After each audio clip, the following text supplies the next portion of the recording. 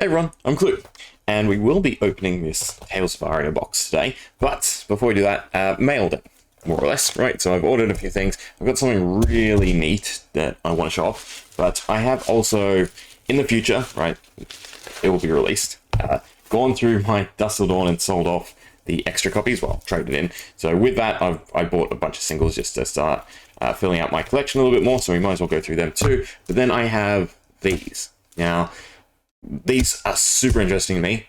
They are by a Australian company, right?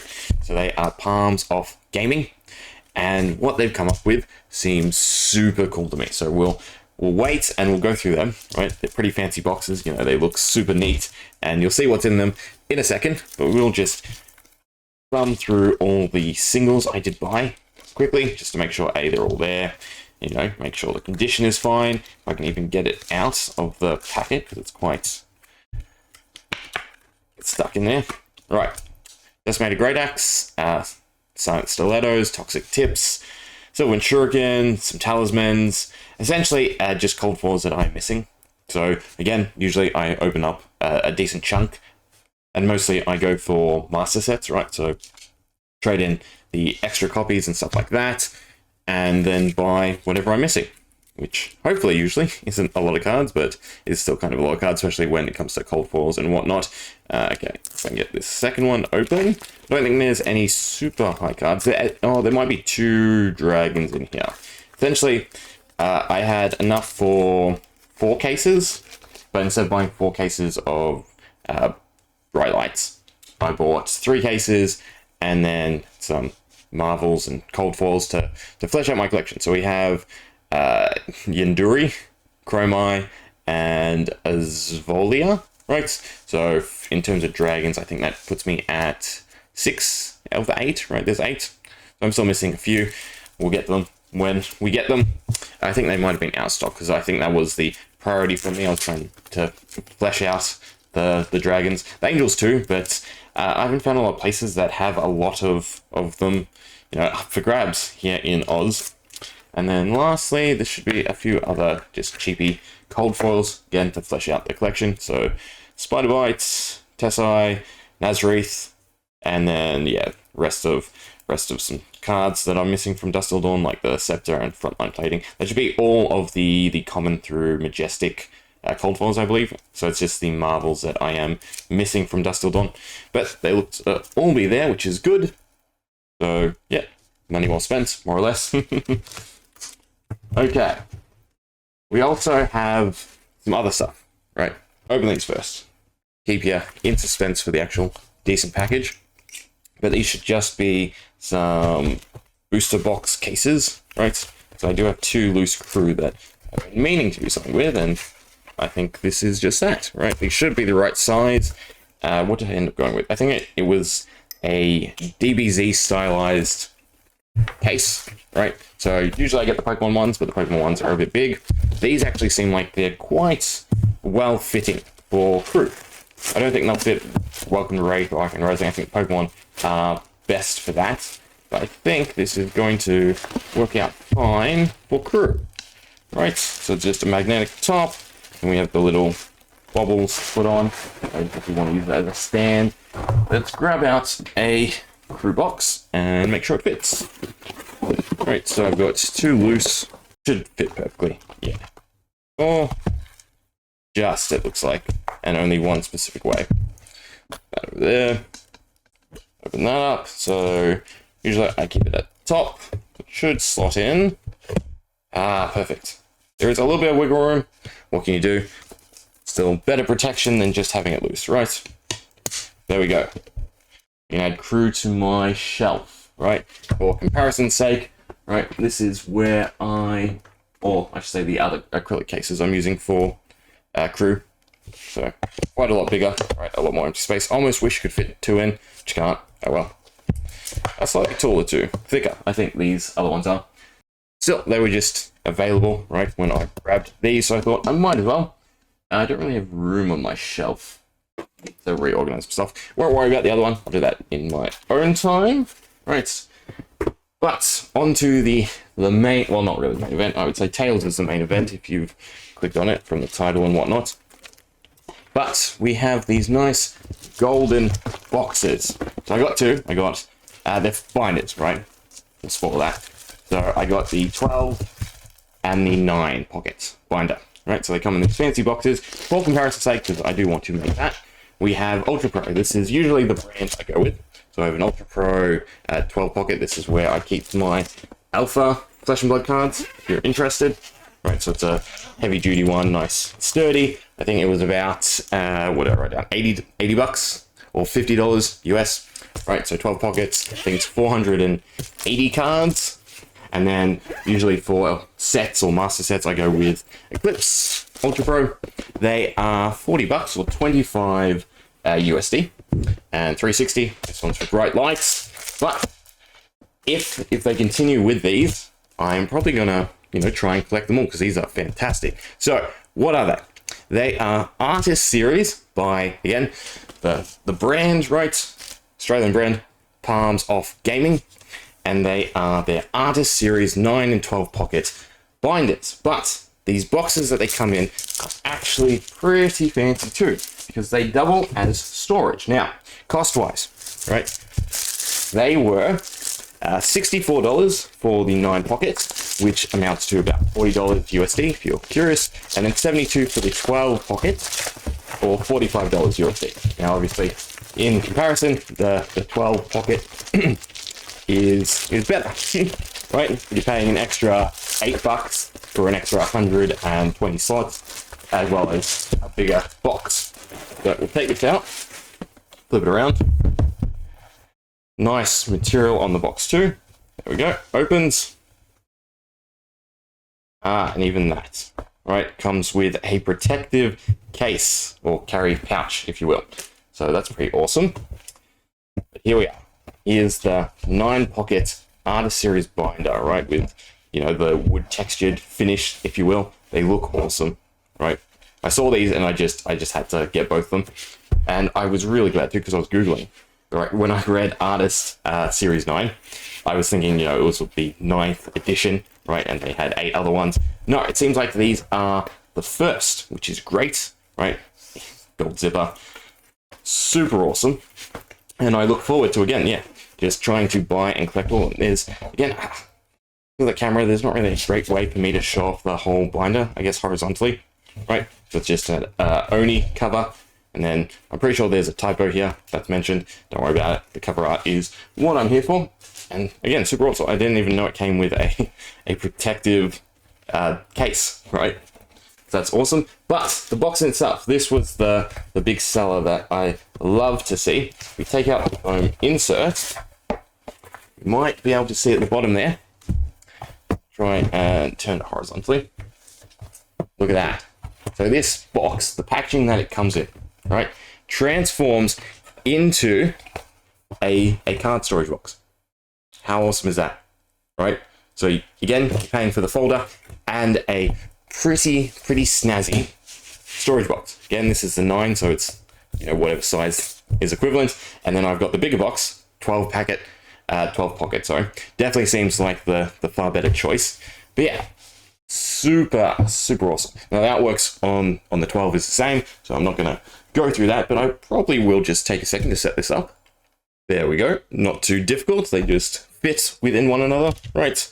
And looks fairly sizable. So you probably want to go horizontal with your cards, but it looks like it'd be the perfect size for deck boxes, right? Or something along that manner. Downways maybe. Definitely fits the cards. There is, some flexibility, right? So you obviously can go deck box, but there is some malleability, right, between the little inserts. But yeah, for cards, wonderful. Again, you get the binder and you essentially get to keep the packaging for free, but then the packaging is actually useful, right? Super neat. Can't wait to see what else they come up with in terms of the art, right? I don't think they really need to refine this anymore. Which way does that go? Something like that with the pull tab, right? So nice and sealed. Put that in. Awesome looking storage box, right? Fill it up and probably won't have to worry about the shaking. But yeah, just wanted to, again, mention them because Australian brand, right? So super cool. It's always nice having fancy stuff here in Australia that, you know, the US can't quite get just yet. They gave me a Marrowbone sticker too. What else do we have? Thank you. Essentially, they do, well, everything Ultra Pro does, but themselves, which is good. I'll have to try out some of their other products too. But yeah, I think I'll probably transition to their binders, right?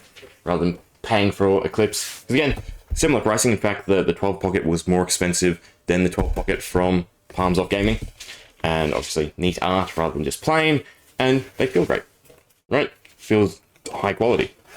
Finish on it is super nice.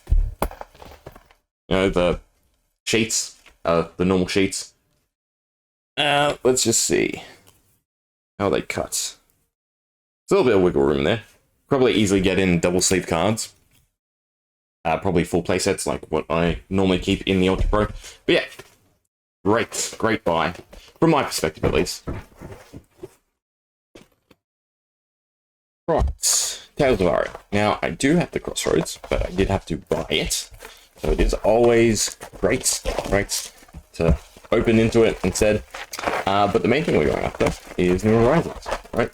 Being goaded into opening some more Tales. Andrew over here opens New Horizons left and right, apparently. So I want my fair chance to find one too. Don't actually own one either. So again, I don't really buy a whole amount of singles, right? I usually, again, trade in extra cards from sets and then use that to either roll into the next set or buy singles at that time. Other than that, I don't shop around or do anything like that. Don't invest or collect. I just enjoy opening. That's what we're gonna do. Hopefully the positioning of everything works well too, right? I know people like the pack sounds. Try to open it nice close to the mic. I'll probably skip through a bunch of stuff. So we are just looking for the goodies. Right, probably set the foils aside, but then everything else but Majestics probably just goes to the junk pile. Or I should say storage pile. Right, so it should make it nice and easy to sift through, find the goodies. Always in the middle? Yeah, cool. So we have Winter's Whale as our first M. Foil. Foiling is always great, right? I think the coloring on this set, even though there's a lot of snow themes, are pretty good, right?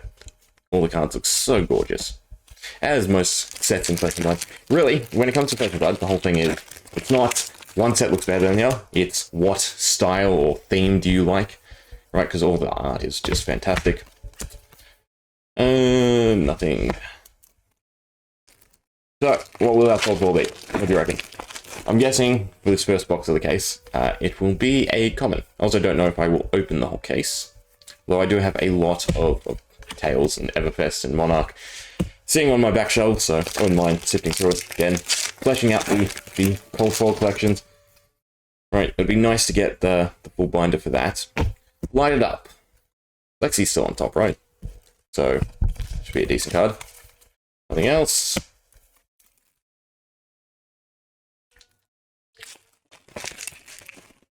What can we find? Over Flex, and there we go. Honing Hood, but it is somewhat near the top, right? You might be able to get a cheeky second one. Still, nice Cold War. Wow. I liked it, right? But you really needed the band card to combo. Essentially, it was good for like a Barrage Azalea play. But it was boots, right? That got banned. No, it was gloves. Bullseye braces. Was it bullseye braces? I don't know. It something that was, you know, enabled that, right? Essentially, I honestly feel the ban they did for Lexi, Azalea, and, well, Riptide, just increased the power level, the necessity of New Horizon, right? Because a lot of the other setups, right, combo well together. You take out one portion of the combo piece, and New Horizons, which functions significantly better by itself or just independently, you know, does better. So I feel like the ban was more of a buff to New Horizons. Crack Bubble, still a thing, still speculation that it's going to amount into something. I think we're long past that, right? Go from the other side. Although if there was going to be another cold foil, I'm sure it'd be near the bottom. Got a little bone. Nothing else. Fine.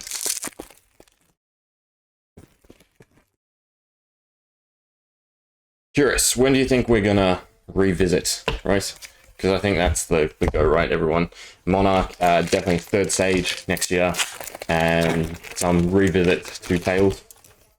So what, next year, sets would be Savage Lands for the Brutes, revisit Tails, revisit Monarch. I don't know, that feels kind of weird. I feel like they're a bit further up than that. I think we're going to see a lot of just one class-centric sets for a little bit.